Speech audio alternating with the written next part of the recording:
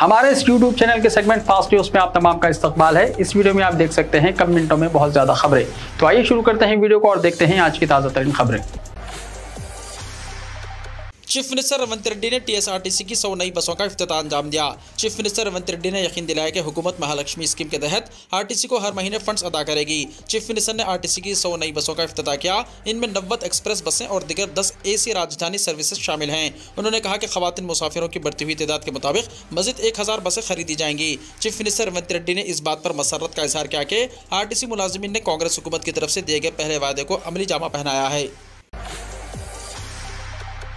Telangana assembly में उबूरी budget पेश, जानिए किस महकमे को मिली कितनी रकम। डिप्टी चीफ मिनिस्टर भट्टी विक्रमार्का ने कानून साज असेंबली में माली साल 2024-25 के लिए 2,75,891 करोड़ रुपए का वोट ऑन अकाउंट बजट पेश किया, जिसकी तफसीलात कुछ इस तरह हैं। महकमे आबपाशी 28,024 करोड़ रुपए, महकमे ज़राअत 19,746 करोड़ रुपए, महकमे तालीम 21,379 करोड़ रुपए, महकमे सेहत के लिए 11,500 करोड़ रुपए, गृह ज्योति स्कीम 2,418 करोड़ रुपए, ट्रांसपोर्ट डिस्कॉम्स 16,825 करोड़ रुपए, महकमे हाउसिंग 7,740 करोड़ रुपए, महकमे इंडस्ट्री 2,543 करोड़ रुपए, महकमे आईटी 774 करोड़ रुपए, महकमे पंचायत राज दही तरक्की 40,080 करोड़ रुपए, महकमे बल्दी नज़्म व नस्क 11,692 करोड़ रुपए, मूसा नदी की तरक्की के लिए 1,000 करोड़ रुपए, एससी गुरुकुल स्कूल की तामीर के लिए 1,000 करोड़ रुपए, एसटी गुरुकुल्स की तामीर के लिए 250 करोड़ रुपए, एससी वेलफेयर के लिए 21,874 करोड़ रुपए, एसटी वेलफेयर के लिए 13,313 करोड़ रुपए, अखिलती बहबूद के लिए 2,262 करोड़ रुपए, बीसी गुरुकुल्स की जाती इमारतों की तामीर के लिए 1,546 करोड़ रुपए और बीसी वेलफेयर के लिए 8,000 करोड़ रुपए। तेलंगाना असेंबली का 2,75,000 करोड़ रुपए का उबूरी बजट, अखिलतों के लिए 2,200 करोड़ रुपए। तेलंगाना असेंबली का बजट इजलास जारी है। माली साल 2024-25 के लिए वजीर फाइनेंस भट्टी विक्रमार्का ने असेंबली में 2,75,891 करोड़ रुपए के उबूरी बजट को पेश किया है। इसमें से रेवेन्यू अखराजात 2,01,178 करोड़ रुपए हैं, जबकि कैपिटल अखराजात 29,669 करोड़ रुपए हैं। बजट में अखिलतों की बहबूद के लिए 2,262 करोड़ रुपए मुख्तस किए गए हैं, जबकि बीसी तबके के लिए 8,000 करोड़ रुपए, एससी तबके के लिए 21,000 करोड़ रुपए और एसटी के लिए 13,000 करोड़ रुपए मुख्तस किए गए हैं। कांग्रेस की 6 जमानतों के निफाज के लिए 53,196 करोड़ की तजवीज़ रखी गई है। बताया जाता है कि ये अलॉटमेंट सिर्फ एक इब्तिदाई तखमीने के मुताबिक किया गया है। विक्रमार्का ने कहा कि चूंकि जमानतों के लिए तरीक़ेकार वज़ा करने का काम अभी जारी है, इसके मुकम्मल होते ही हम अमल दरामद के लिए दरकार मुकम्मल फंड्स मुख्तस कर देंगे। वज़ीर सूरीधर बाबू ने कानून साज कौंसिल में बजट पेश कर दिया।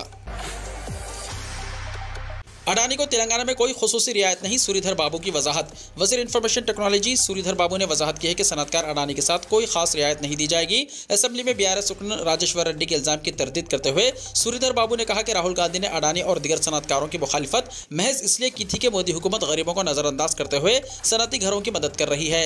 राजेश्वर रेड्डी ने कहा कि राहुल गांधी अडानी के मुखालिफ हैं, लेकिन रेवंत रेड्डी ने डाउस में अडानी से 12,000 करोड़ की सरमायाकारी का मुआहदा किया है।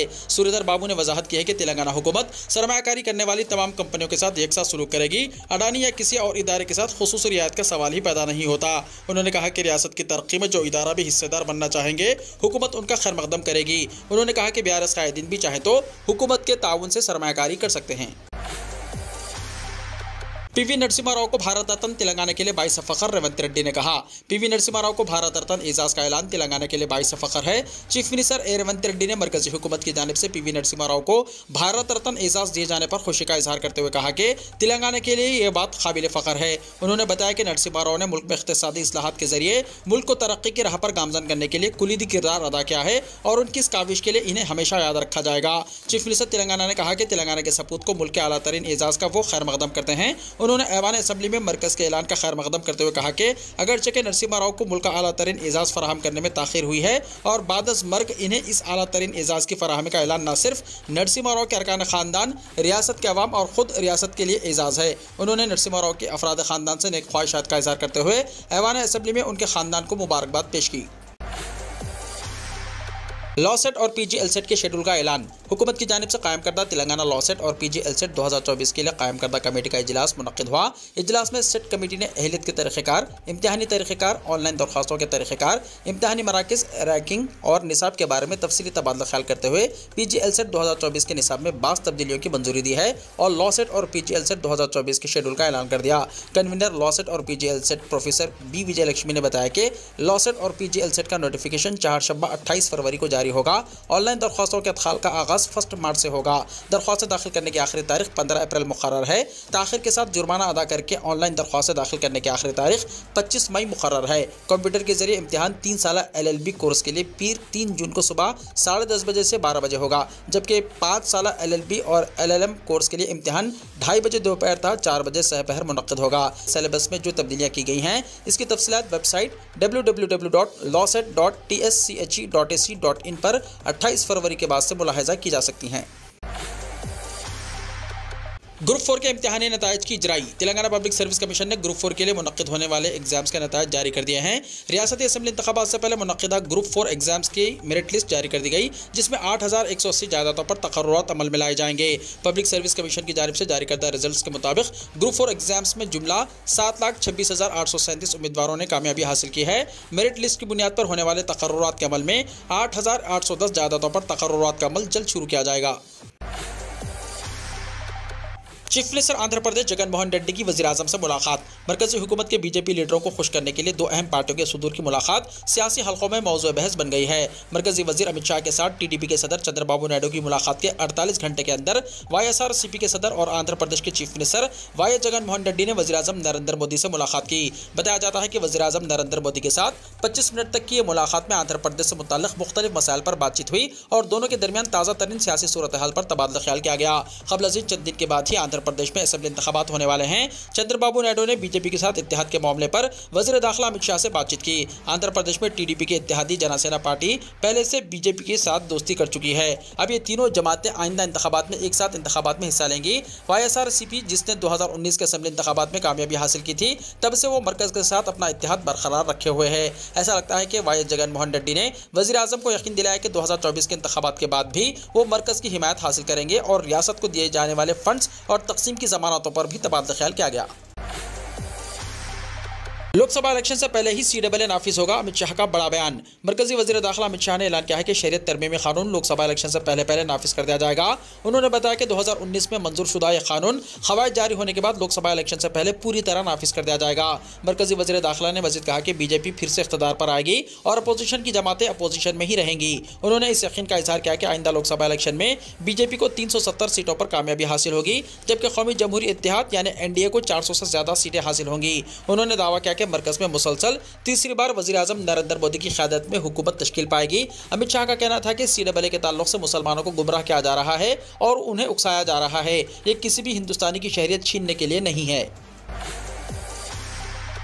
पार्लियामेंट में बैरिस्टर ओवैसी ने लगाए बाबरी मस्जिद जिंदाबाद के नारे। कुल हिंद मजलिस इत्तेहादुल मुस्लिमीन के सदर व रुकन पार्लियामेंट हैदराबाद बैरिस्टर असदुद्दीन ओवैसी ने आज लोकसभा में बात की। उन्होंने अयोध्या में रामलला पर मुनक्किदा मुख्तसर दौरानिया की बहस में हिस्सा लिया। इस मौके पर खिताब करते हुए उन्होंने बाबरी मस्जिद जिंदाबाद जिंदाबाद भारत जिंदाबाद के नारे लगाए। उन्होंने याद दिलाया कि पार्लियामेंट ने 16 दिसंबर 1992 को बाबरी मस्जिद के इन्हदाम की मजम्मत की थी। इस वाक़े की वजह से VHP जैसी तंजीमों पर ज़ात पात के तशद्दुद का इल्ज़ाम लगाया गया। बैरिस्टर ओवैसी ने मरकजी हुकूमत पर इल्ज़ाम लगाया कि बाबरी मस्जिद के इन्हदाम के जिम्मेदार 2 लोगों को भारत रत्न अवार्ड दिया गया है। बैरिस्टर ओवैसी ने याद दिलाया कि सुप्रीम कोर्ट ने अपने फैसले में कहा था कि इस्लामी इमारत की तबाही तकलीफदेह है। सुप्रीम कोर्ट ने अपने फैसले में महकमा आसार खदीमा की जानिब से दी गई रिपोर्ट को मुस्तरद कर दिया। बैरिस्टर ओवैसी ने कहा कि मस्जिद बनाने के लिए मंदिर नहीं तोड़ा गया।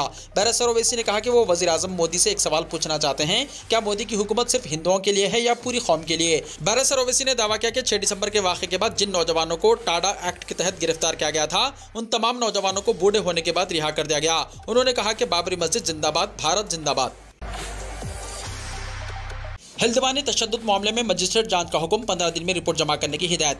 उत्तराखंड के शहर हिल्दवानी के वनभुलपुरा में गुज़िश्ता दिनों पेश आने वाले तशद्दुद, आगजनी और तसादुम के वाक़यात पर हुकूमत ने मजिस्ट्रेट जांच का हुक्म सादिर कर दिया है।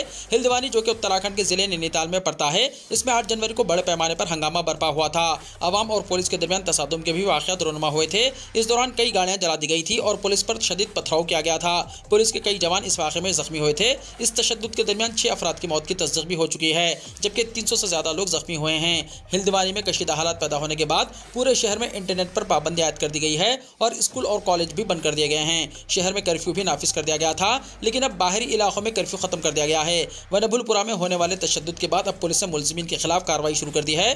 पुलिस ने अब तक 5 अफराद को गिरफ्तार किया है और इस मामले में 19 अफराद को नामजद मुलजिम बनाया गया है। इलावाज़ी 5000 नामालूम अफराद के खिलाफ मुकदमा दर्ज किया गया है। उत्तराखंड की बीजेपी हुकूमत ने इस मामले में सख्त रुख इख्तियार करने का अज़्म ज़ाहिर किया है। हुकूमत की तरफ से इस वाक़े की आला सतही मजिस्ट्रेट जाँच का हुक्म सादिर कर दिया गया है।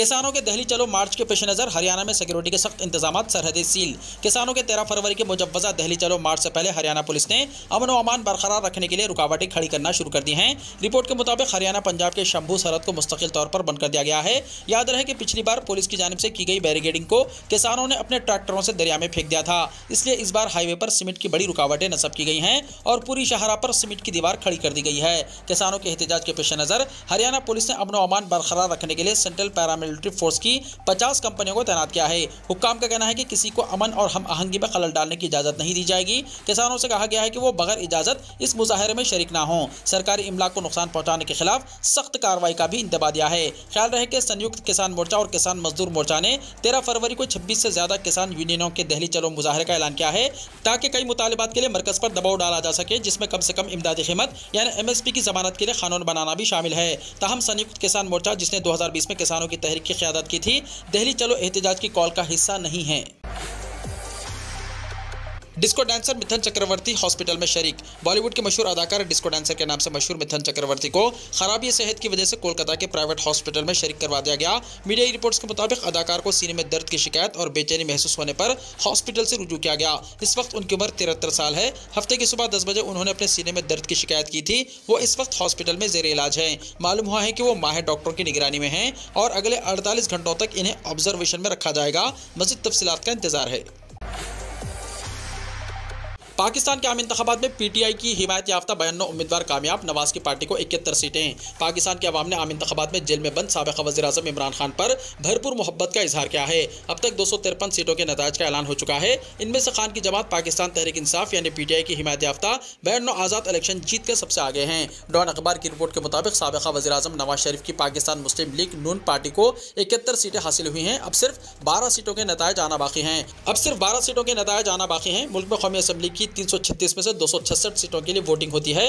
बाजोड़ हमले में एक उम्मीदवार की हलाकत के बाद एक सीट पर वोटिंग मुलतवी कर दी गई थी। बिलावल जरदारी भुट्टो की पाकिस्तान पीपल्स पार्टी PPP को सिर्फ 54 सीटें मिली हैं। JUIF को 3 और दिगर को 33 सीटें मिली हैं। वीडियो को लाइक शेयर कीजिए और हमारे इस YouTube चैनल को सब्सक्राइब करते हुए इसके बेल आइकॉन को भी प्रेस कर लीजिए, ताकि हर आने वाली वीडियो का नोटिफिकेशन सबसे पहले आपको मिलता रहे।